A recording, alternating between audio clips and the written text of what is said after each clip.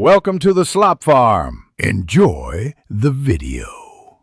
You start by securing safety and legality, check local regulations, then park on level ground and disconnect the battery. Once done, open the intake bay and identify the intake recirculation or diverter valve and throttle body. These are the components that create the audible flutter when adjusted. Make sure to label vacuum lines and take a photo before loosening clamps.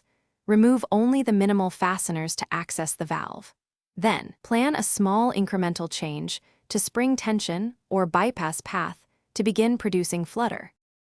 Now you perform the detailed adjustment. Loosen 1 or 2 mounting bolts enough to access the valve internals, then gently alter spring, preload with an adjustable spacer, or file one coil slightly. Aim for a small, controlled change, around 10 to 20% of preload. Reassemble hand tight and reconnect the battery just for a short rev test. Start the engine and smoothly blip the throttle. Listen and watch for controlled flutter at low to mid RPM. Make tiny iterative changes, testing after each to tune the pulse. Finish by torquing fasteners to spec and using a mild thread locker where vibration is present.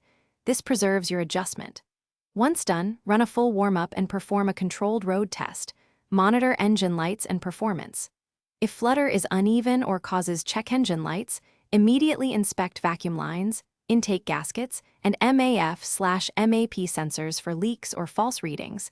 These often spoil a flutter tune. If problems persist, revert the change and consult a qualified tuner to avoid long-term. Thanks for watching. Consider subscribing if we helped you today.